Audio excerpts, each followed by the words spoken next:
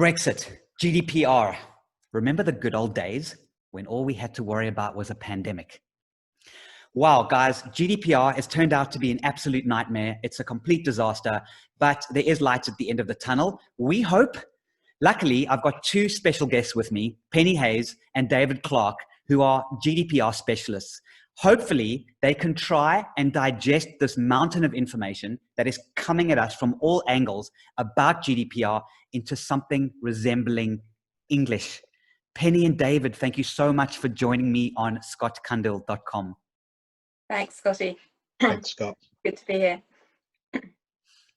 Yeah, Scott, one of the issues that a lot of board directors and CFOs in particular have got to worry about at the moment is the challenge of how much time and investment do they put into data regulations and compliance with data regulations versus, looking at cyber and data across the business. Clearly they need to be in line with GDPR, but can they really be bothered? And that's part of the problem, is the level of investment that is perceived to actually make sure that everything is in order. But actually there's only a few key things that they need to start with, and one of them is really knowing where their data is. David, how many times have we started work with a client where they actually don't even know where their data's flowing? Absolutely. And what we're seeing, this is becoming even more and more important. Companies now have really upped their game on due diligence. It's really got much more serious, and I'd say the last 6-9 months, we're seeing 400 line questionnaires, and the questions they're asking are mainly to protect themselves. We're seeing the CCPA, the Californian Consumer Privacy Act, come in, and yeah, they are different, but it's actually knowing what you're doing with the data. And of course, in California, yes, it only applies to companies above $25 million, but they're now going through their supply chain and going, hey, what's happening with our data? And they need to know, because they don't want to be in the firing line. And it's the same with GDPR as well. It's evidencing that. How do you know what's going on? Have you got the right consent? And we're now seeing startups now who are now automating the ability for people to do data subject requests for deletion. So companies that might have only got 2 or 3 a year are sometimes getting 10, 15 a day. But David's right on the due diligence front, because now what we're finding is that potential clients are coming to companies and saying, right, before I do anything with you, before I enter into any contract with you, I need to know that your security is in place, that your data protection rules, regulations, policies, procedures are in place. So they're undertaking GDPR audits on a company before they'll even enter into a contract with them. And that kind of makes sense, because we've seen that probably, I don't know, somewhere around 60% of data breaches actually occur in the third-party supply chain. So, you wouldn't go into a contract with somebody unless you knew that they were actually taking as much care of the data as you yourself do in your own organization. But this then affects everyone. Absolutely. And I think the question that we get asked is, what is the minimum I need to do? And I think the way we position that is, once you're outside your own environment, you don't know who you're dealing with. It's a bit like saying, I'm going to box Mike Tyson and I want to do the minimum. What is the minimum? Because you're up against companies that have professional teams, do this all day long. And the way we kind of suggest it is, and we see this, even existing business relationships are now doing more serious due diligence. So you kind of have to work out, what's the return on investment? If a contract is worth 100,000, how much would you pay to keep that contract, making sure compliance is accountable and demonstrable? And that's the figure you've really got to work on, because losing business, what was that figure we were talking about earlier, Penny? Yeah, it's to do with retention of customers. It's to do with acquiring customers and retaining customers, really, because if you think about how much money it costs you to actually acquire a customer, you want to hang on to them.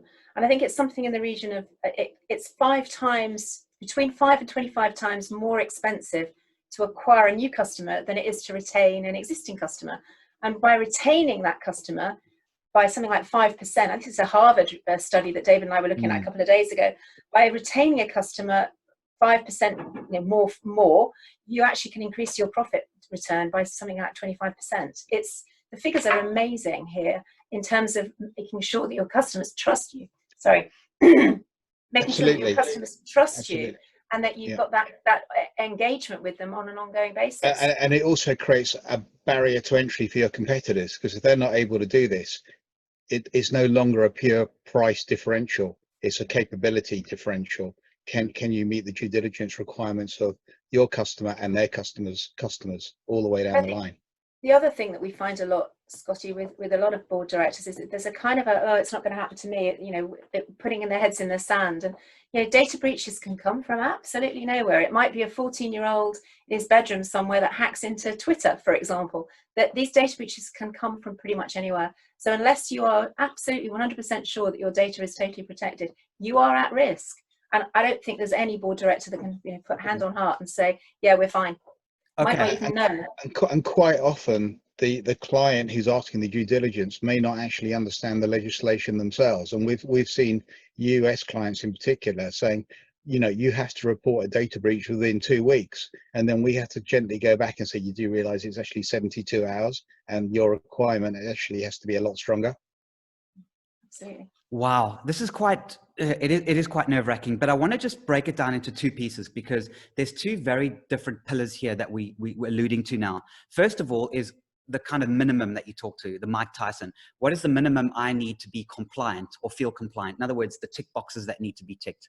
Then you've got, how do I protect my data, which goes into the cybersecurity realm. Can you talk us through the differences between the two and start with the compliance side?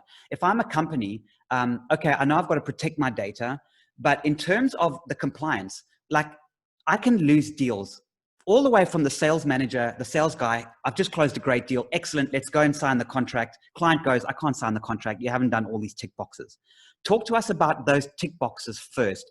What does a client need to do so that they can at least feel that they've done their due diligence on their own GDPR checkboxes requirements? Sadly, it's not quite as simple as that, clearly, which is why, why we exist, really. First of all, we always say to people, the first thing you need to do is to get, your privacy policy needs to be absolutely, pucker. But then you really need, there's a number of different documentations that you need to have. And the whole thing about GDPR is documentation and evidence, so that if anybody were to come and audit the company, they could see the process and the program and the progress that you actually... the first line of defense, yeah. So having a number of documents you have to have in place, and one of them is what's known as a record of processing. The record of processing explains why and where and how you are processing data. Without knowing where your data is going and what's being done with it, you can't produce your records of processing. So it's kind of a chicken and an egg. You need to know where your data is to start with and where it's flowing to and from. Now that becomes more complicated than ever in the last 2 weeks, because there's been a judgment between in the European court about data flowing from UK and Europe over to the States and back again. So at the moment, it's absolutely critical that people know where their data is flowing. So I think that would be my initial thing, David, to say, to become even remotely compliant, and we find that word quite hard to swallow sometimes, but to become even remotely compliant, you need to know where your data is so that you can produce the documentation that you need for evidence. Yeah, and it's also aligning with the requirements and demands of the customer. Probably most businesses, and this is what we see, is many of their customers will be bigger companies than them. So, it's got to be proportionate to the company. If you're dealing with a government department, they may well have way more requirements. Some of the other big companies who may deal with sensitive issues, and they may deal with the government contracts. So you don't even deal with them directly. They may pass on those requirements to you. And we see that fairly frequently. Yeah. Wow. Can I ask you about the court case? Because when I spoke to you guys about 2 weeks ago, maybe 3, can't remember how long ago, but this court case had created mayhem. Tell us about this mayhem and just try give us an understanding in terms of, should we panic, jump over the cliff, or what do we need to do? Well, there's conflicting views on this, depending who you speak to. We ran a webinar last week on the subject. Some people think it could actually affect business and trade deals between the UK and the US, because it's difficult now to transfer data from the UK to the US. And people don't necessarily know that they're doing that. If they're using something like Amazon Web Services, the cloud isn't a cloud, it's somebody else's computer. So where is that computer based? Is Amazon's computer in Germany, or is it in Illinois? We don't necessarily know, but we need to find out now, because the data's flowing from one place to another. So there are some people that are saying, it's going to potentially disrupt the UK trade deal with the US. And then there are other people saying, well, actually, no, it's not, because we've got standard what's known as standard clauses in our contracts which will cover us. So there is still, the jury to some extent, David, I think, is still out on this particular judgment. But yeah, it has caused a lot of chatter. But again, it goes right back to the message that we're always beating the drum about, which is know where your data is, know where your data is flowing. That's the key message, really. Absolutely, and this is kind of what we saw, early 2010 to 11, 12, 13, when there was a US law called the Patriot Act. And effectively, that gave the government the rights to look at any data of any US company, no matter where it was located in the world, including their subsidiaries. And if you were investigated, you weren't allowed to tell anyone that you were being investigated. That was gradually withdrawn and finished in 2015, because before that, even councils would not use US-based services. It was an almost impossible sell to do it. They refused to do it. So effectively, a similar thing is really come up from this. The US government's ability to use their surveillance techniques on any US-owned entity. And they also have the Cloud Act as well, which is kind of made it more formal, so they need to follow a bit more of a process. Some of them, there is not so much of a process they have to follow to look at that data, and of course that includes all the big tech companies that we all use, including our government.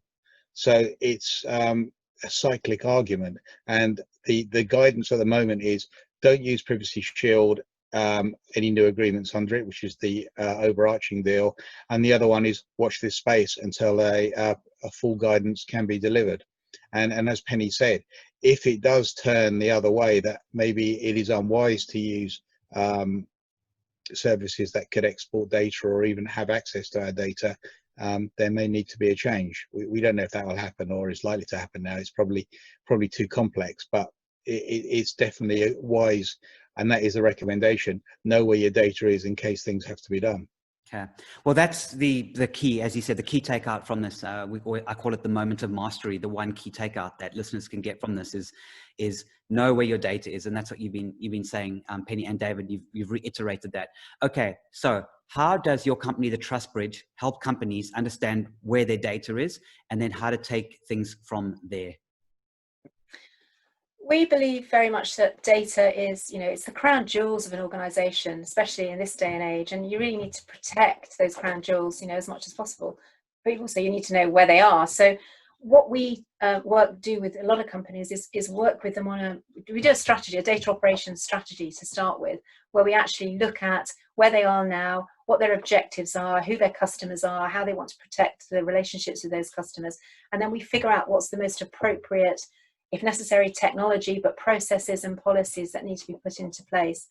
It also includes training, because the most important thing here is making sure that your personnel understand what their obligations are to protect data, not just under the law, but as part of the whole company's objectives that we've talked about for engendering trust and engagement with customers. So training is really, really important. But we spend quite a bit of time with the companies right at the beginning, doing a data strategy with them, because there's no point going out and buying technology and putting in various different bits of process and policy if it's not tailored to your own organization. One of the things we find is a lot of companies go, oh, we know we've got to do something, but we're not quite sure what we need to do. Well, we'll come in and help you figure out what that is that you need to do and what's the most appropriate solution for you. So we have an organization, part of our organization is called VDOC, which stands for the Virtual Data Operations Center. And that's really where we can manage that whole process for a client, right from the beginning of the strategy to implementation and management of any technology that's required, but of the processes and policies and the training that's also required. David Clark and Penny Hayes, thank you so much for joining me on scottcundill.com. You are two of the UK's premier GDPR consultants. Last question, how can people get hold of you? They can get hold of us by contacting us through the website, thetrustbridge.co.uk. My email is penny.hayes@thetrustbridge.com. In America, our colleague over there, Alan, is alan@thetrustbridge.com. Come and talk to us about starting off with a data operations strategy where we can figure out where your data is going, what you need, what training you might require. And then really what we're all about is the practical implementation of process and policies and technology to ensure that your data is actually secure. Penny and David, thank you so much for joining me on scottcundill.com. Thanks, Scott.